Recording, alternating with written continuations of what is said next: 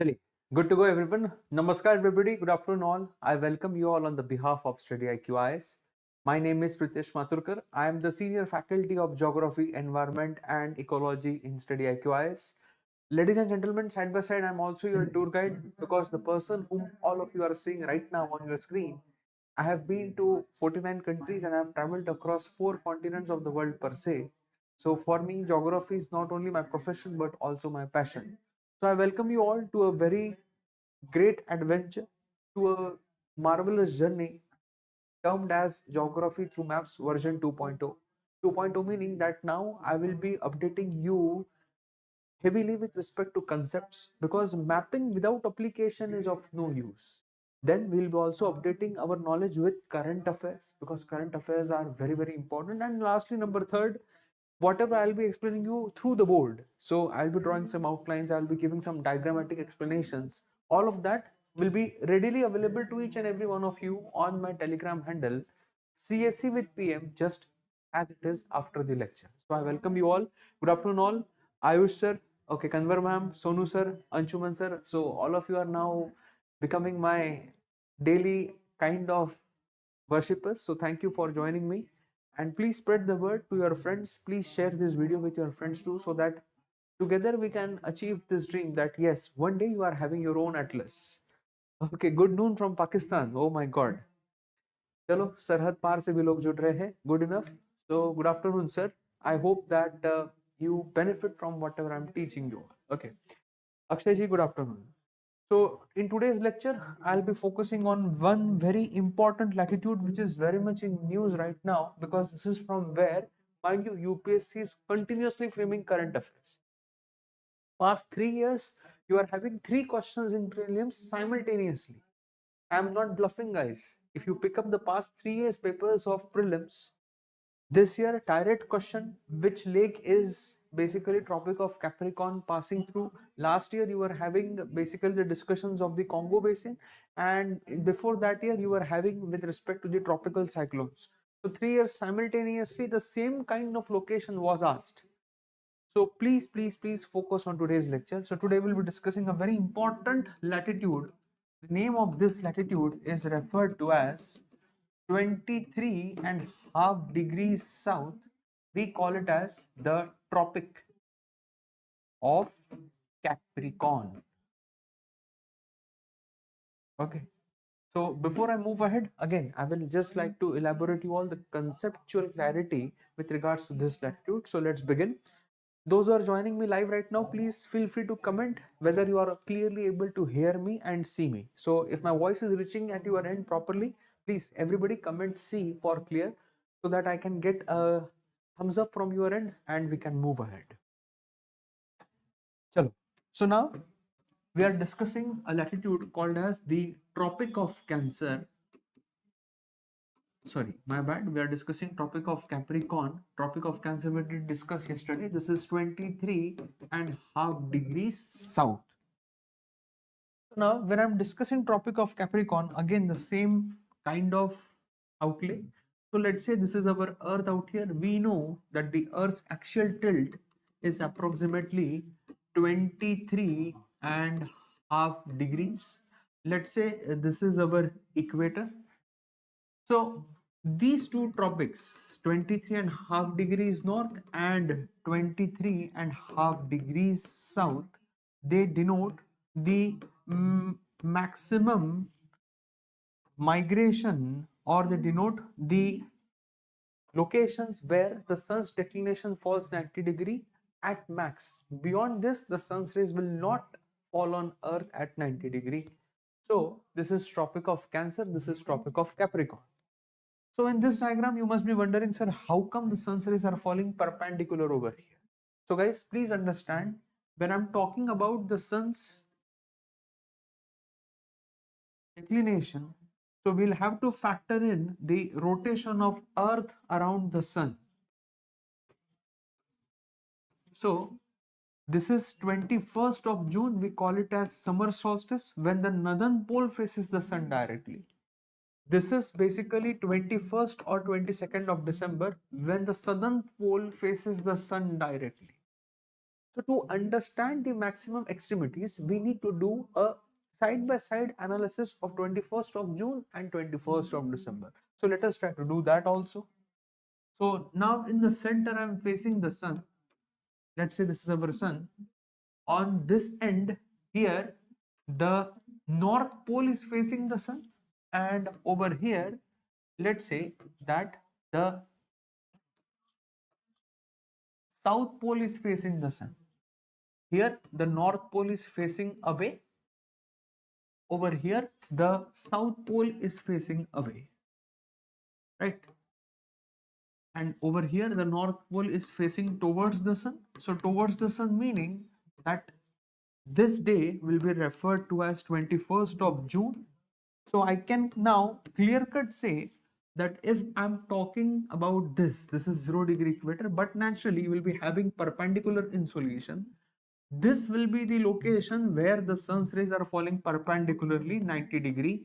Beyond this, the angle of sun's rays, it will become slant. It will not be straight. So this is 23.5 degrees north, everybody. We'll be calling this as Tropic of Cancer. Now, the exact opposite will happen where? The exact opposite will happen in the southern hemisphere on 21st of December, 21st or 22nd, whatever you say, you can have it. So now, if I'm talking about the southern hemisphere, the sun's rays will fall perpendicularly on which latitude?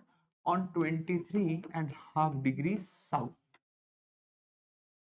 So, 21st of December will be the longest day in which hemisphere? Will be the longest day in the southern hemisphere. So right now we are in the month of November. Can we physically verify it, sir? So let's go to one particular location. So I'm taking you all to the southernmost biggest city of the world out here. It is referred to as Ushuaia. Let me just showcase you this beautiful city. So this is a city in Argentina, Ushuaia. So it is referred to as the southernmost biggest city that we have in the world. Very beautiful city. And if I just showcase you now the sunrise and the sunset time of Ushuaia, so you will be clearly seeing that the sunrise is at approximately 5 a.m. and the sunset is staggering 9 p.m. So as we move in the southern hemisphere, as we move into the southern latitudes, right now the day length seems to increase. So for you all, live analysis so that you all benefit from this. And the exact opposite of this will happen where? The exact opposite of this will happen in the northern hemisphere. So now let me take you to one such city. So over here you are having a city of Norway. It is referred to as Hammerfest. So let me just showcase you the sunrise and sunset times of Hammerfest too, so that we can physically verify that, sir, yes, the day length and the night length, are they decreasing or increasing or not? So see, the sunrise is at 9:30 a.m. approximately and the sunset is at 1 p.m. only. So hardly right now if you go to Hammerfest, it is only 4 hours of sunlight. And mind you, sun is not coming directly overhead. Sun is just rising and it is setting there only. Why? Because the angle of sun's rays is becoming slant.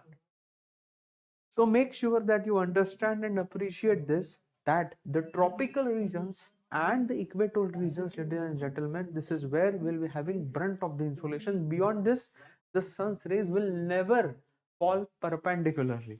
So even if I'm taking you to Ushuaia, okay, let me just open this up. Even if I'm taking you to Ushuaia right now, which is having more than 15 hours of sunlight right now, there the sun's rays will not be as much prominent in intensity and amount. Why? Because of what? Because of the axial tilt of the earth. So even if I'm taking you over here right now, the sun's rays are falling at an angle. It's not perpendicularly. So even if I'm taking you over here, the intensity and amount of the sun's rays will both decrease. First of all, it will have to travel through greater amount of atmosphere, plus the angle is becoming slant. So that is why tropical areas will be those areas which will be bearing the brunt of the insolation. That is why these areas in general they are referred to as energy surplus regions. And as we move from these areas to above areas, these areas will be referred to as energy deficit regions. Same thing will happen in the southern hemisphere too. So this will be energy deficit.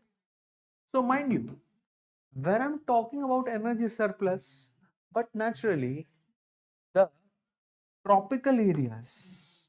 So this is our Tropic of Cancer, right?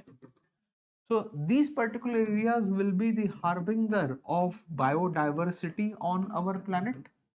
This is where you will be finding majority of biodiversity on land as well as the oceans, because this is where you will be finding coral reefs. This is where you will be finding the tropical and the equatorial rainforest.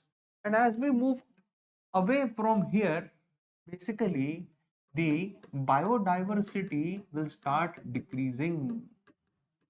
The biodiversity starts decreasing. So guys, a very simplistic explanation. Those who are watching me live right now, everybody please feel free to comment. Ankush sir, Sonu sir, Augustus, you are also there.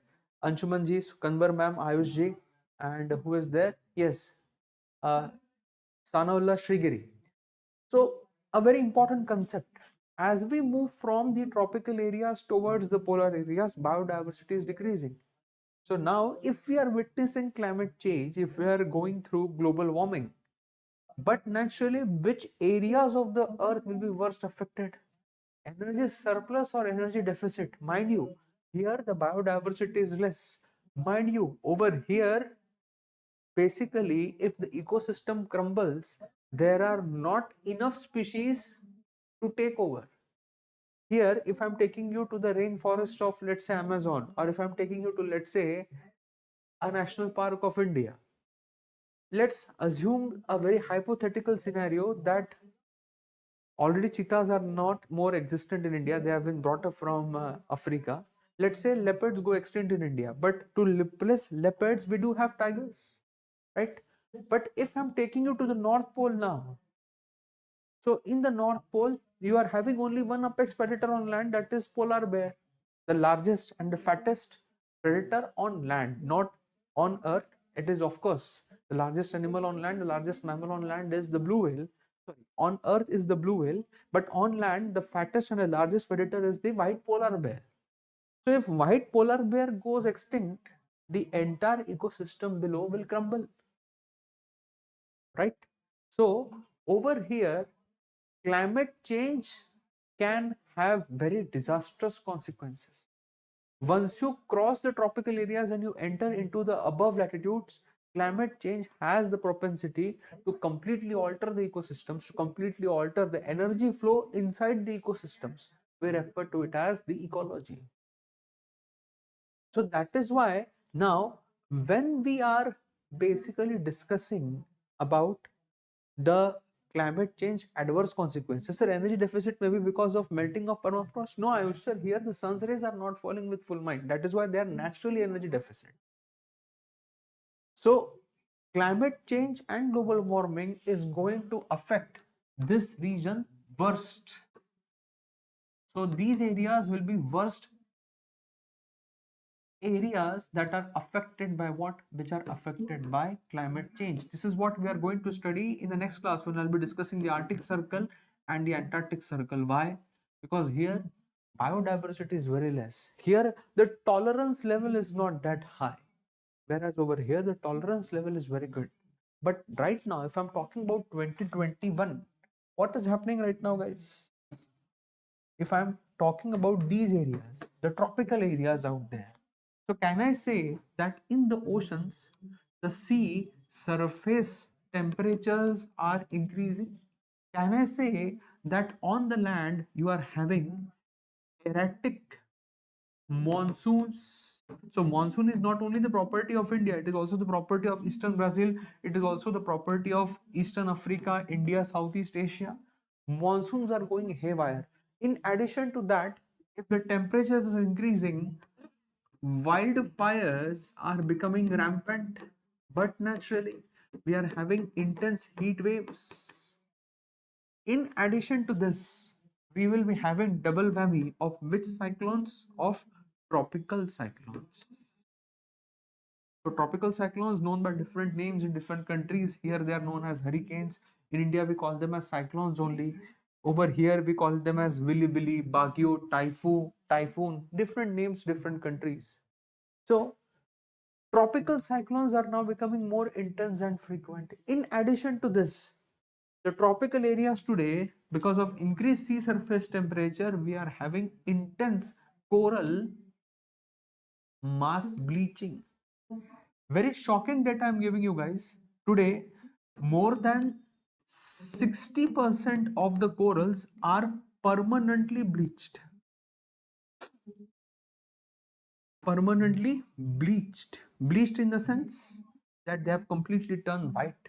There is no biodiversity right now in the affected areas of coral reefs.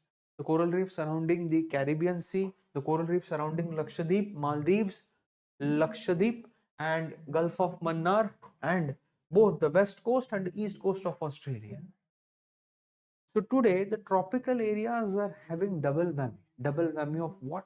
Of number one, the nature's impact, climate change, which is exacerbated because of what?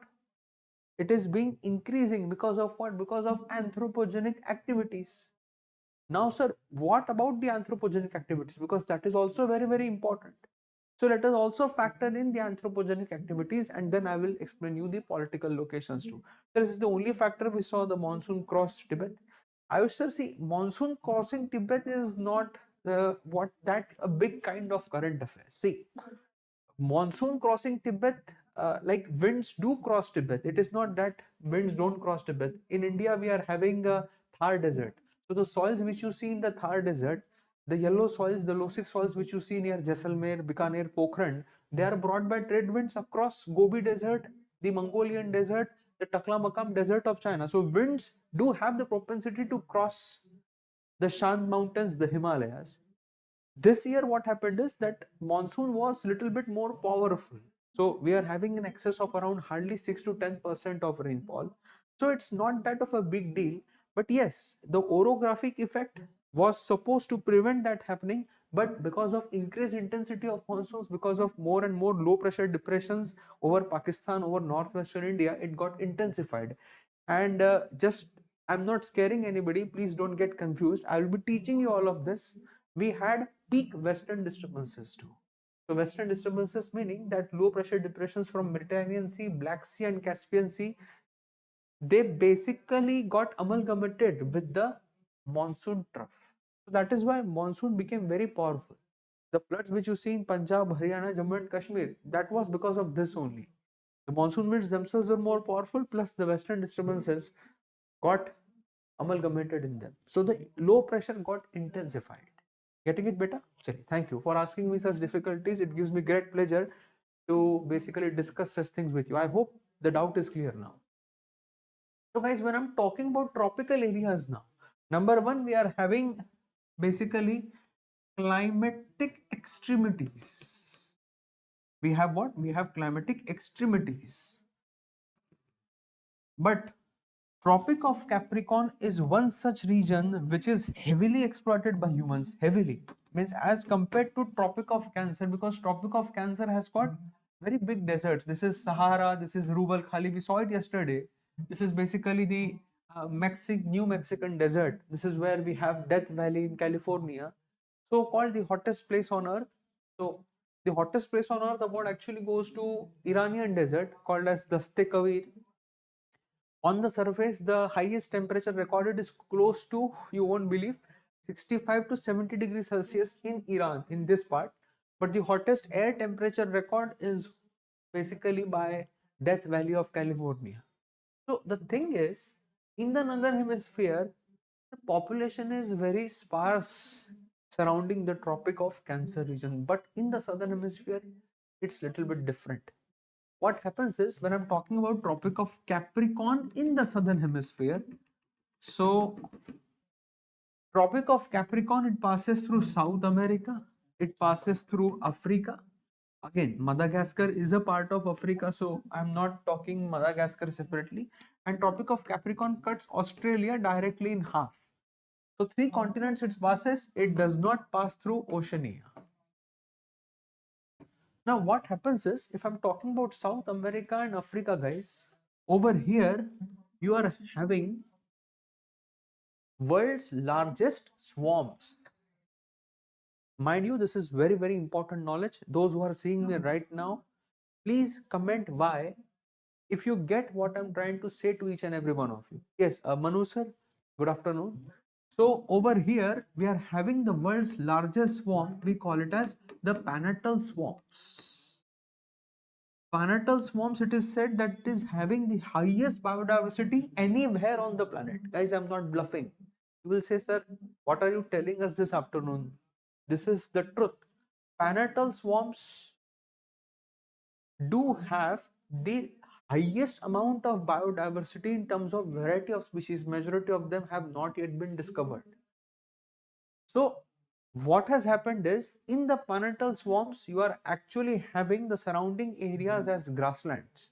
Today, the Panatal swamps are being cleared, they are being burned, and the surrounding areas, they are extensively used for what? They are extensively used for cattle ranching. Cattle ranching is rearing of cattle for beef. So now let us try to understand first the countries in South America through which Tropic of Capricorn passes, and then we'll try to understand the regions surrounding it. So the Tropic of Capricorn in South America, it enters through Chile. Then we have a country called as Argentina. Then we have a country called as Paraguay. And after that, we have a country called as Brazil. So four countries through which Tropic of Capricorn passes. But political map is not going to do justice. Physical map is going to do the justice for everybody. See, this is our Tropic of Capricorn, 23.5 degrees south. So where Tropic of Capricorn enters, this is where we are having Atacama Desert. So Atacama Desert is the only hyper arid place on earth. Only hyper arid. Hyper arid in the sense that here no life form can survive. No flora, no fauna, and not even microorganisms survive over here. Some regions of Atacama, they have not yet received rainfall for more than 120 years. So Atacama is actually a desert which is bounded by mountain ranges. We are having the world's longest mountain range on land called as Andes. We'll do that when we'll do South America. Right now, please remember that Atacama is the only hyper-arid place of the world. There is not even microorganisms which survive in this particular region. Once you cross Chile and you enter into Argentina, so at the border of Argentina and Paraguay, this is where you are having grasslands called as Gran Chaco. This is where you are having the Parana Paraguay river draining. So this is the region where we are having Panatal swamps, and this particular region is the leading exporter of beef and beef exports to North America and Europe. Once you cross this, once you enter into Brazil, this is where you are having Sierra de Martirica, the Brazilian highlands. This is the number one coffee market or the coffee port of the world. So coffee port, this is where you have Sao Paulo, Rio de Janeiro. So this is the number one coffee market or the coffee ports of the world. So the tropical regions in the southern hemisphere, they are very extensively cultivated. They are extensively cultivated.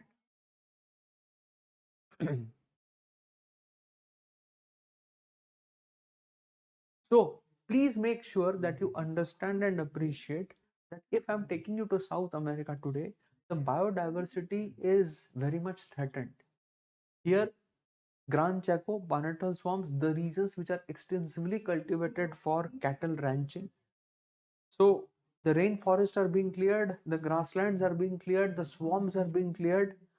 And the news is that right now over here, you are having also coal exploration going on. Plus, all of us know that coffee is a very pesticide intensive plantation crop. You have to spray coffee plant with heavy amounts of insecticides and pesticides. So the soil quality is being degraded. Therefore, if I'm taking you to South America, let's say I'm just showcasing you pineapple swamps. So these are basically the world's largest swamp system.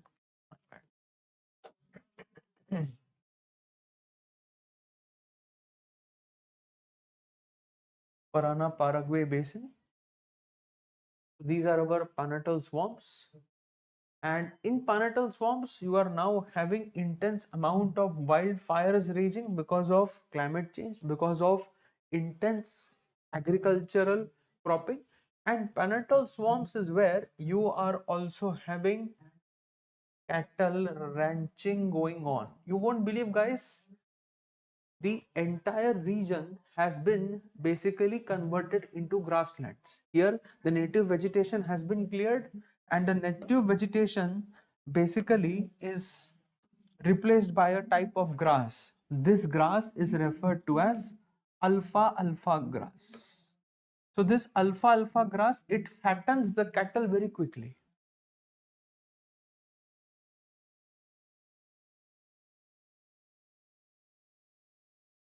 So please make sure that you understand, appreciate COP30, Conference of Party 30s under UNFCCC, United Nations Framework Convention on Climate Change, is happening right now as I'm taking this lecture. These are the burning issues which need to be addressed because you are destroying the entire biodiversity of this region. So with respect to Tropic of Capricorn, please remember pineapple swamps, please remember Gran Chaco, the grasslands, and please remember the Brazilian highlands, the coffee market of the world, the coffee ports of the world. And this year's question, which was asked in 2025 prelims, so you also need to know that. So this year's the question was asked was this one. Does Tropic of Capricorn pass through Lake Patos? The answer is no. Lake Patos, and below you have Lake Mirim. So Lake Patos is an inland lagoon like we have in India, Lake Chilica. So this is an inland lagoon. Tropic of Capricorn does not pass through it. But Tropic of Capricorn does pass through Gran Chaco. It cuts the Parana Paraguay basin. Very, very important. Now, this is just one side of the story. Yes, you are right, Sonu sir. Now let us move to even more dire consequences. Let us move to Africa now. Because in Africa, the countries through which Tropic of Capricorn passes, the situation over there is very dire. If you see the Tropic of Capricorn passing countries, it enters through Namibia, then it enters into Botswana, we have South Africa, Mozambique, and lastly we have Madagascar. So 1, 2, 3, 4, 5. Namibia, South Africa, Mozambique, Botswana, and Madagascar. Again, the political map is not going to do justice for us. We have to focus on the physical map. If you talk about Tropic of Capricorn, so see, this is our Tropic of Capricorn. The deserts which lie, we are having the Namib Desert, we have the Kalahari Desert, below you are having Gha Plateau, and above you are having Okavango Delta. So this is the world's largest inland delta. Inland delta means the river actually drains into a central basin. Instead of meeting the ocean, the Atlantic or the Indian Ocean, it basically meets where? It basically meets an inland drainage. So this hot desert despite along the coastline. Does it receive moderating effect from Pacific Ocean? No, Anshuman sir, because the elevation of Atacama is very high. If you go into Atacama, some places in Atacama have elevation of more than 1500 meters. So the thing is, it is sandwiched between the parallel ranges of Andes. So Atacama, it is having high elevation, plus if you talk about the latitudinal location, it will receive rainfall predominantly from the southeast trade winds, which become offshore. So if you go into Atacama, Anshuman sir, there you will find animal life which has been altered completely by UV radiation. If I take you to Atacama, Anshuman sir, there you will be finding flamingos which are pink in color, pigmentation. Why? Because the UV brunt, the ultraviolet insolation of the sun is so goddamn high that the skin color of the flora and fauna over there has changed completely. So you can consider it as sort of a high altitude desert, not as compared to Ladakh, not as compared to the deserts that we have in Central Asia, but yes, its altitude is okay. The thing which you have to remember over here now, it cuts through Namib Desert, Kalahari Desert, Gha Plateau. But if you carefully observe, you will be finding one particular entry over here near Tropic of Capricorn. This is called as Katanga Plateau. Guys, everybody please give me a yes mark. See, Katanga Plateau, this particular region, this is the oldest known craton of the world. Oldest known craton. Craton in the sense the basement or the core rock. Okay. So this along with Australia's Western Kimberley and we are having Canada's Quebec region, these are the oldest known continental rocks anywhere. The thing is that Katanga Plateau is the richest mineral regions. You can also refer to it as the richest mineral region or one of the. Like if you go by my perspective and if you go by the geologist perspective, it is the richest mineral rich region. You have every goddamn metallic or non-metallic mineral. Plus you have radioactive minerals, uranium. So Katanga province today is heavily exploited by coal exploration. It is heavily exploited by mining lobby. Plus this region surrounding the Tropic of Capricorn, this is the region where you have the highest infant mortality rate. It is approximately 200 per 1000 births. This is the IMR over here, infant mortality rate. Why? Again, the same stuff happening everywhere. Lack of governance, lack of medical facilities, lack of basic amenities, plus mafia ruling. Militant groups, military coups are very common in these areas. So anywhere you go on earth, this is where you are having the highest infant mortality rate surrounding the Tropic of Capricorn region in Africa. Please remember this. It's not Sahara, it's not Sahel, it's basically the southern region. You see what I can say, the ultimate irony, right? The region which is supposed to be the most blessed region in terms of mineral and natural resources. You have Zambezi River, you have Kubango River, you have Kuando River. Over here, basically, you have the Okavango swamps. Very good wildlife. So, if the region is taken care of, it's a very self-sufficient region, but it suffers from the poorest parameters of health, education, and any outcome in the world. Why? Because of lack of management. So please remember this. This can be asked as a mains question. This can be asked as a prelims question too. And in prelims, remember one particular entry that Tropic of Capricorn cuts through Namib Desert. It cuts through Kalahari Desert. It does not cut through Okavango Swamps. Okavango Swamps is to the north of Tropic of Capricorn. After that, it cuts a river called as Limpopo and then it enters into the Mozambique Channel. It cuts Madagascar. So Madagascar, as all of you know, it was once a part of India. Madagascar separated from India approximately 90 million years ago. So starting today onwards, 9 crore years back, Madagascar separated from India. It was attached to the Malabar coast of Kerala. Madagascar, again, a monocrop country, majorly sugarcane is grown. But the flora and fauna of Madagascar is found nowhere in the world. So you are having the boab trees, if you Google it, then you are having lemurs. The flora and fauna of Madagascar is not found anywhere in the world. So this is basically Madagascar for you, Tropic of Capricorn. After that, the Tropic of Capricorn enters into Australia. So Australia is very, very important. Yes, sir, I will address your difficulty also. Don't worry. I have seen your difficulty and I will address you. Let me first complete the lecture and then I will give you your answer. So when I'm talking about Australia now, Australia is the world's largest island continent surrounded by water on all four sides. Tropic of Capricorn cuts Australia directly in half. So in a nutshell, if I talk about the states of Australia, so in India we call them states, in Australia we call them as federal divisions. Australia has 7 federal divisions out there.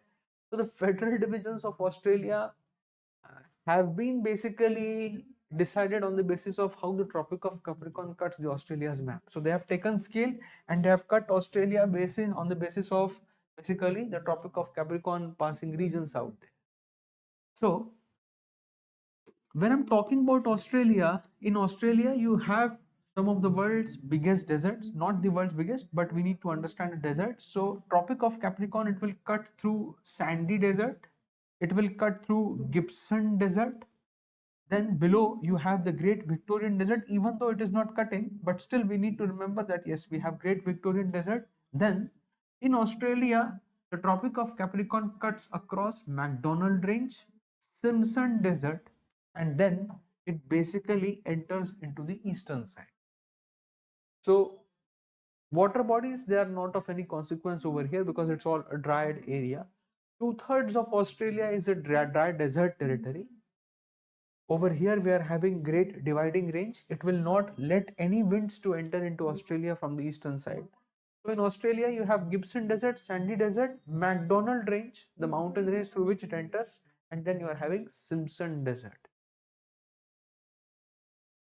Before, when Australia was basically part of Antarctica, so Australia and Antarctica both were part of, my bad, Australia and India both were part of the Gondwana land, both were attached to Antarctica. Australia and India separated from Antarctica roughly 120 million years ago. So if you see Australia's journey, Australia was attached to Antarctica, India was also attached to Antarctica. This was referred to as the Gondwana land.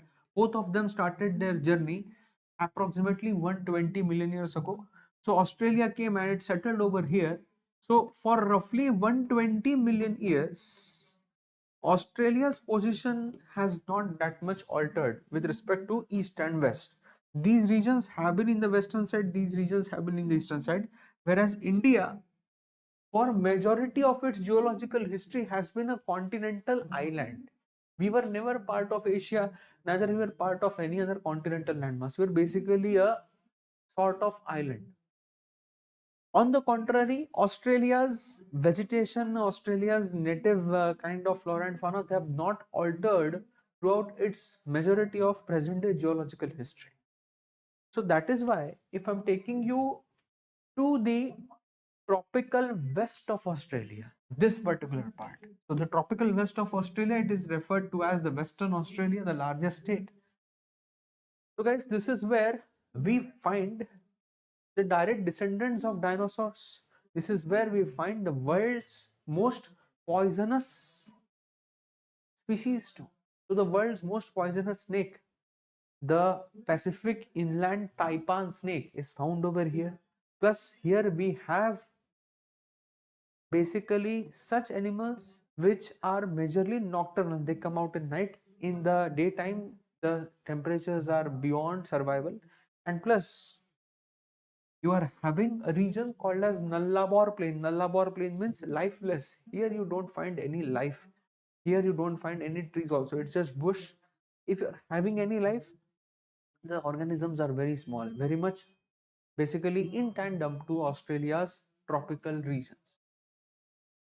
So guys, this sums up the discussions of the tropical regions, the Tropic of Cancer and Tropic of Capricorn.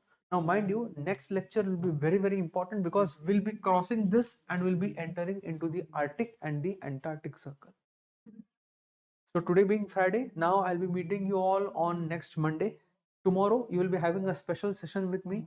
We'll be targeting 0 to 120 marks in prelims. So tomorrow my first session with you as to how to approach prelims this year with respect to geography. So do watch me tomorrow. Tomorrow I'll be taking a 2-hour session live on YouTube non-stop. It won't be recorded.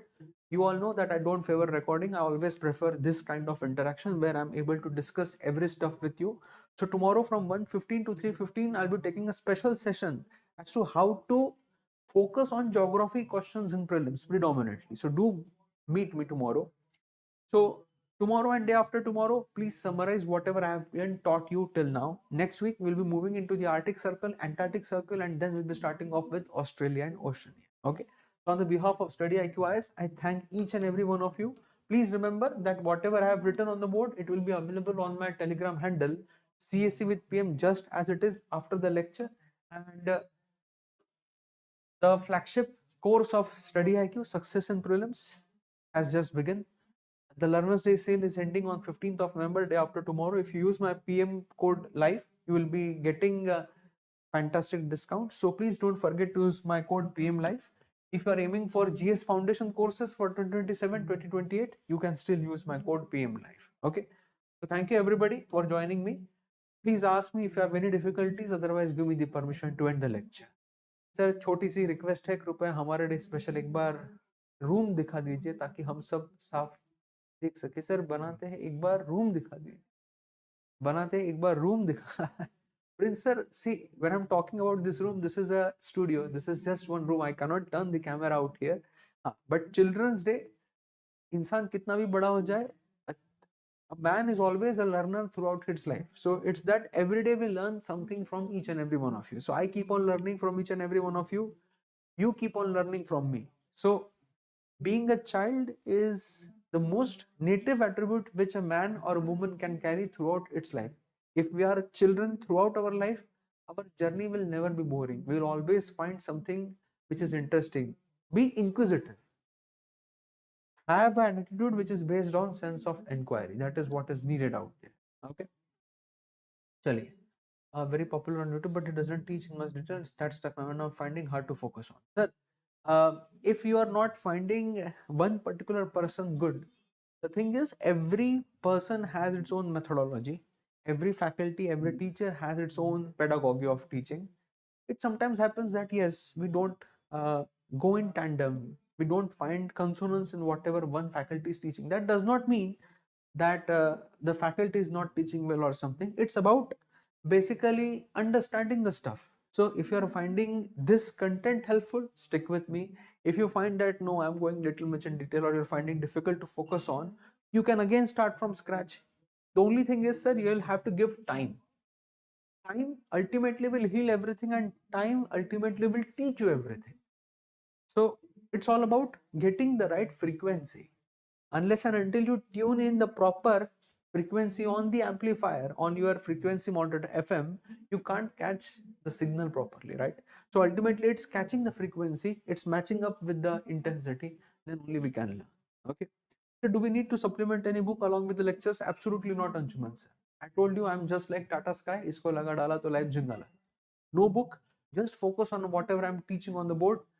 And I hope that by now you must have realized what importance, what value this series carries. Am I right? Everybody, please feel free to comment. Sir, COP30 summary, I wish sir that I'm going to do for you. Don't need to worry. When I'll be discussing South America, I'll be discussing the summary of COP30. So leave it on me. Okay. Yes, thank you. So on the behalf of StudyIQ, thank you each and every one of you. Until next time, until tomorrow, please keep on smiling, keep on working hard, because that is the ultimate crux of life. Okay. And tomorrow a special session for each and every one of you. Do join me at 1:50. It will be my pleasure to give you the insights as to how to approach geography for prelims. Okay. Take care everybody. Thank you.